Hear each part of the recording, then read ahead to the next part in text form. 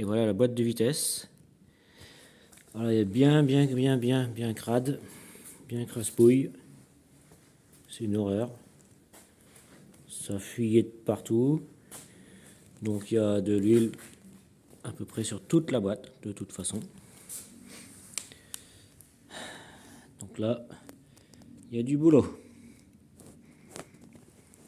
Allez, j'attaque ça.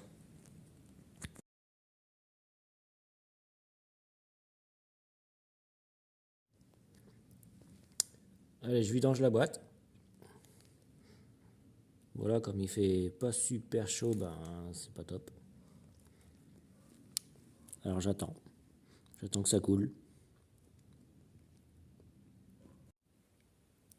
Voilà, j'ai gratté un maximum. Même méthode que pour le moteur, hein.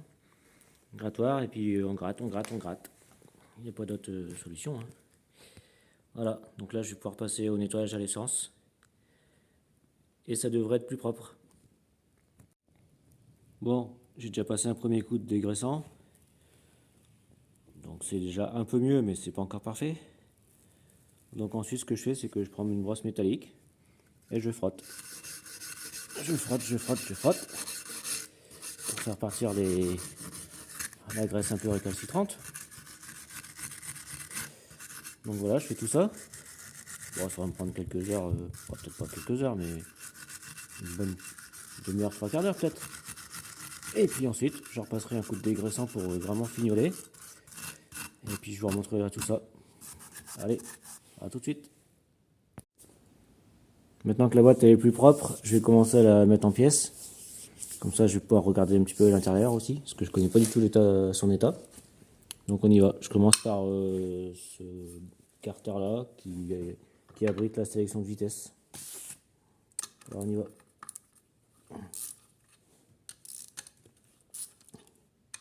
C'est pas trop serré. Impeccable.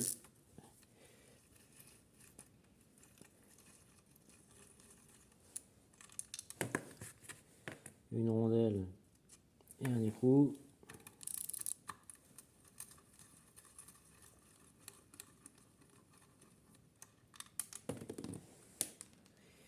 Je la ramasserai après.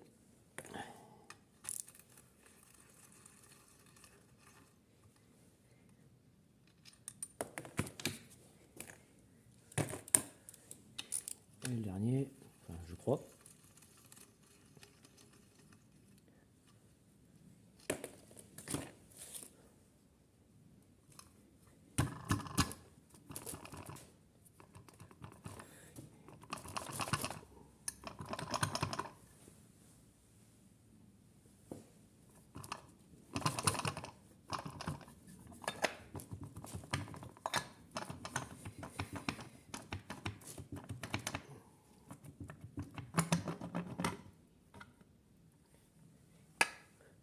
Et voilà la bête.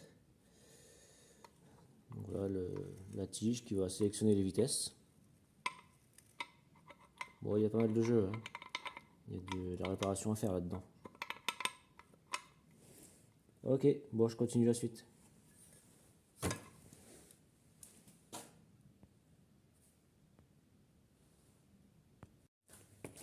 Une fois que j'ai enlevé mes écrous, je fais une petite étiquette. Carter.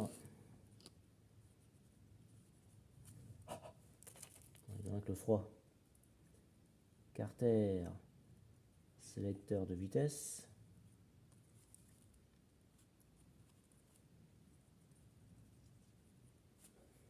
Voilà.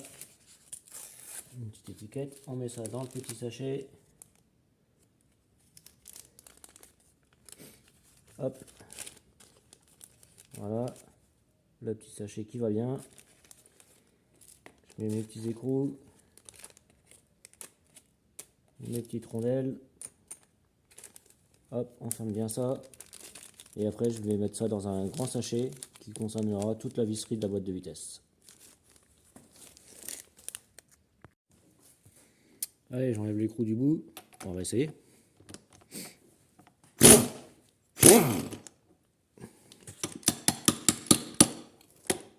Voilà, voilà.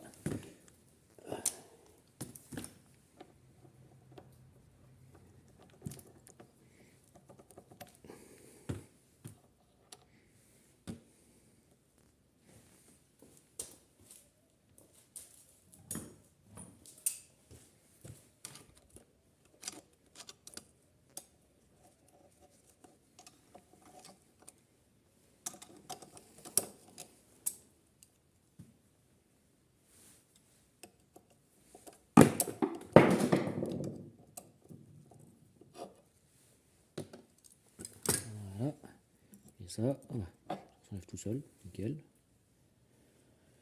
Ok. Donc on fait tout ça l'un sur l'autre. Là il y a un petit roulement, d'accord. Du coup, bon. Eh ben on va enlever les écrous qui sont sur la plaque du dessous. Alors attendez, je vous installe. Hop.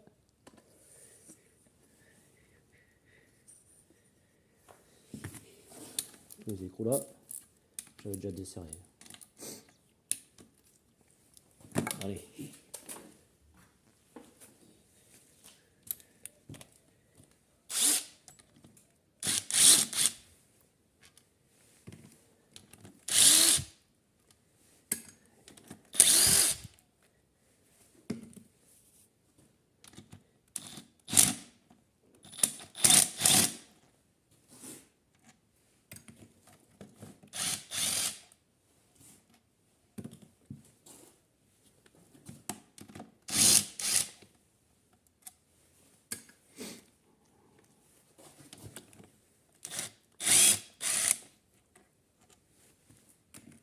Ça va quand même plus vite avec ça. Allez, bon, si tout se passe bien, ça se décolle. J'en ai aucune idée, mais on va voir. Petit tournevis peut-être. Attends, je vais tomber. Il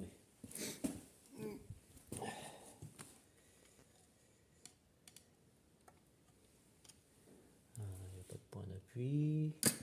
Ok.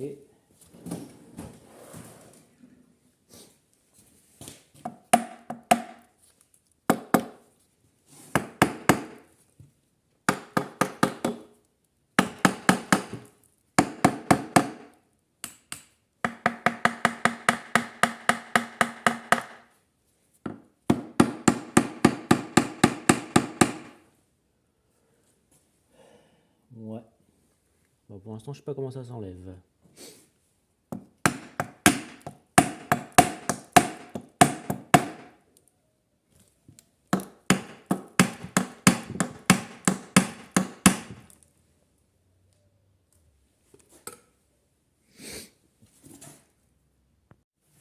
Bon, j'ai pas réussi à enlever le cul de boîte pour l'instant, donc j'ai pas forcé. J'attends. On va enlever le carter d'embrayage. Donc là, il y a a priori 4-5 vis.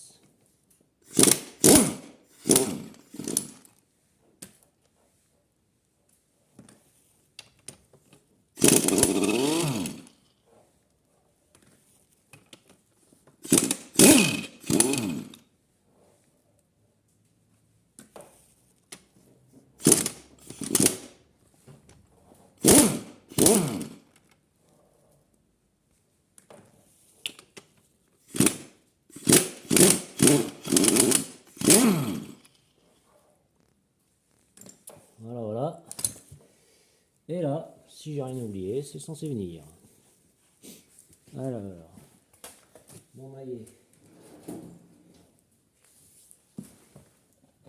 Hop, par là.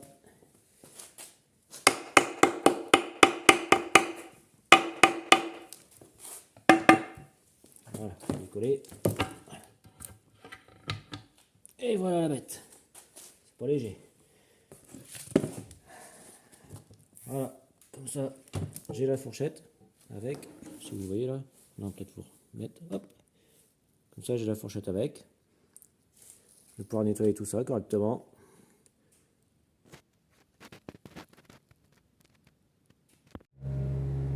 J'ai une super nouvelle, mon bloc moteur il est sec. Waouh! Du coup j'ai enlevé tous les petits caches.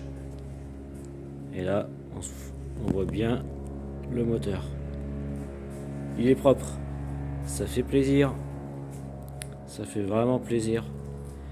Quand on se rappelle l'état d'avant, eh ben il y a du changement. Bon, j'ai encore 2 goujons hein, qui me résistent. Et puis ensuite je vais pouvoir commencer à réaliser les cylindres, etc. Donc je vous montrerai ça dans d'autres vidéos. Bon, on va essayer d'enlever le cul de la boîte cette fois-ci. On va y arriver. Donc j'ai été lire la doc, ce qu'il faudrait faire en avance, mais bon. Donc il faut défaire ce câble de compteur, enfin la roulette qui permet d'alimenter le compteur de vitesse. Moi, il est un peu grippé, mais ça va venir, voilà. Ok. Donc là, voilà la petite roulette qui tourne quand la boîte tourne, ce qui fait tourner un câble. Je sais pas si on voit le câble, ici. Voilà, ça tourne. Et du coup, ça entraîne le câble de compteur qui va afficher la vitesse. Alors, maintenant, si tout se passe bien, on devrait pouvoir enlever cette partie-là. C'est noté dans la doc de taper légèrement avec un maillet. C'est ce qu'on va faire.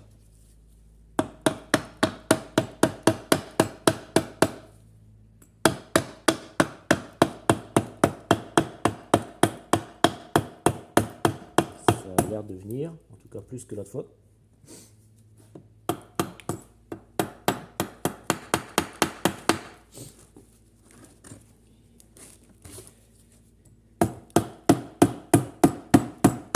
Voilà. Hop là. Encore une partie démontée. Bon, ben, il y a encore un peu de nettoyage et puis je vais pouvoir changer tous les joints. Parce que comme il y avait des fuites partout, je vais acheter un kit joint puis je vais tout remplacer. Voilà, voilà. Allez, j'attaque la suite avec le démontage du capot là. Hop. Le capot avec tous les sélecteurs. Alors, hop. On va mettre un peu pour le tenir. Voilà. La petite douille qui va bien avec le cliquet qui va bien.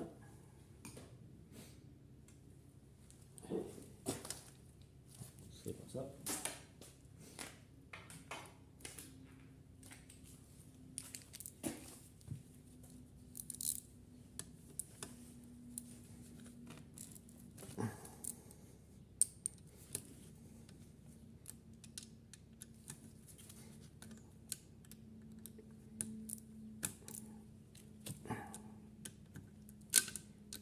On décoince tout.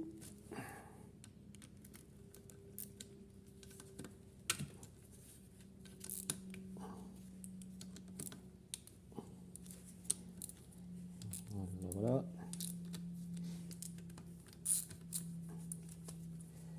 Et on peut tout enlever.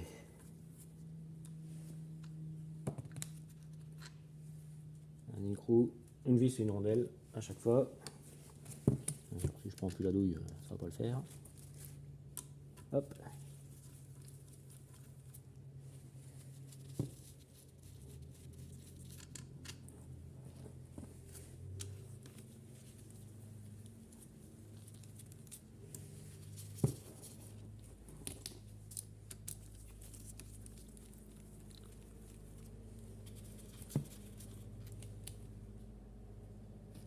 Une grande à l'arrière, normal.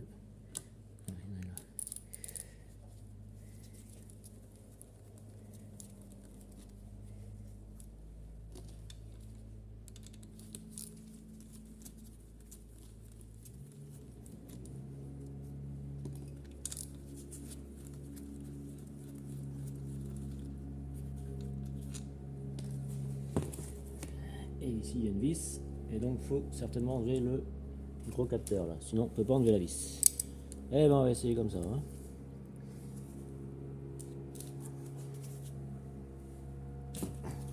Ouf, c'est pas trop serré. Voilà. Ce capteur là, je ne sais pas à quoi il sert, je pense que c'est le capteur de marche arrière. Il y a de grandes chances. Voilà, il a un petit joint et puis 4 connectiques. Hop. Et comme ça, je peux enlever la dernière vis qui est ici.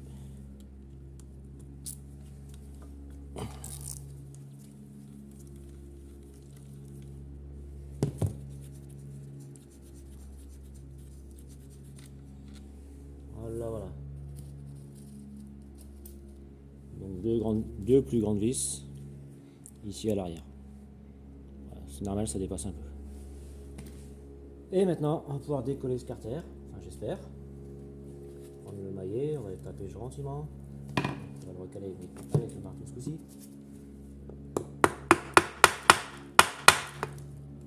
Voilà, c'est déjà décalé. Ok, donc là on a les fourchettes. Voilà, ici c'est mieux. Donc là on a les fourchettes de sélection pour la boîte. Et ben, il y a encore un peu de nettoyage. Et je vais inspecter un peu l'état intérieur de la boîte. Allez, je vous reprends après. Alors, j'ai fait mon petit diagnostic. Franchement, elle est en super bon état. Il n'y a aucun roulement qui a du jeu, il n'y a aucun roulement qui fait du bruit. J'ai regardé tous les pignons, il n'y a aucune dent cassée, abîmée ou quoi que ce soit. Les baladeurs fonctionnent, toutes les vitesses passent. Là, il y a le pignon de marche arrière, par exemple. Bon, il est sale, mais il n'y a pas de traces. Il n'y a pas de traces d'usure. Donc, impeccable. Pareil, tout ce qui concerne les pignons à l'intérieur, tout est bon. Le seul défaut que j'ai trouvé, c'est ici sur le pignon de première. Alors attendez, je vais vous montrer ici. Là, vraiment ici, là, on voit un petit peu de rouille. C'est vraiment la seule chose que j'ai trouvée. Donc bon, c'est pas ça qui va faire que la boîte va casser à première utilisation. À la lumière, vous allez peut-être mieux voir. Voilà. Attendez, on va y arriver. Hein. Comme ça. Là, vous voyez, il y a un petit point de rouille. C'est tout. Sinon, la boîte, elle est nickel. Les synchros ont pas l'air usés, etc.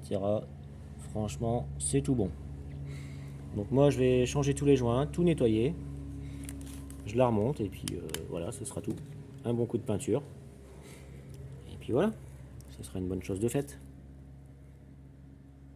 Pareil, toutes les fourchettes de sélection, ça fonctionne correctement. Tac, bon, à une main, c'est un peu dur, mais ça passe. Voilà, ça fonctionne. Donc, on va pas chercher les ennuis. Hein. Juste un bon nettoyage, changement des joints, et ça sera reparti. Voilà, c'est nettoyé à l'essence pour l'instant. Bien dégraissé en tout cas. Sauf ce qu'il ne faut pas dégraisser évidemment, les roulements par exemple. Donc j'ai fait attention en nettoyant la boîte de ne pas en mettre à l'intérieur. Voilà, c'est juste essuyer un petit coup avec un chiffon, histoire d'enlever vraiment le plus gros de la crasse. Mais comme c'est très propre, ça va quoi. Voilà, donc il y a une partie qui va passer dans la machine ultrason. Je ne fais pas de sablage sur ces parties-là, il y a trop de risques avec les roulements. Comme je ne compte pas les changer, ça sera juste un nettoyage brosse métallique, etc. Mais pas de sablage en tout cas. Allez, on passe à la suite. Les pièces de la boîte sont décapées ou sablées, ça dépend. Donc tout ce qui est noir là, donc ça et ça, je l'ai décapé à la brosse métallique. Et ces trois pièces là, je les ai faites à la sableuse. Donc ça et ça, je vais le vernir. Ça, je vais peindre en noir. Et là, je vais peindre en noir aussi. Donc je m'occupe de ça et puis je vous reprends. Et voilà, tous les éléments de la boîte sont repeints ou vernis. Donc c'est pas mal du tout. J'ai fait pareil, un bon anti-rouille au pinceau. Ça fait déjà un bon résultat. C'est parfait pour des éléments comme ça. Voilà. Et puis tout ci en aluminium. J'ai sablé. Et puis ensuite j'ai reverni pour que le rendu reste le plus longtemps possible. Allez, sur ces images, je vous dis à bientôt. Salut!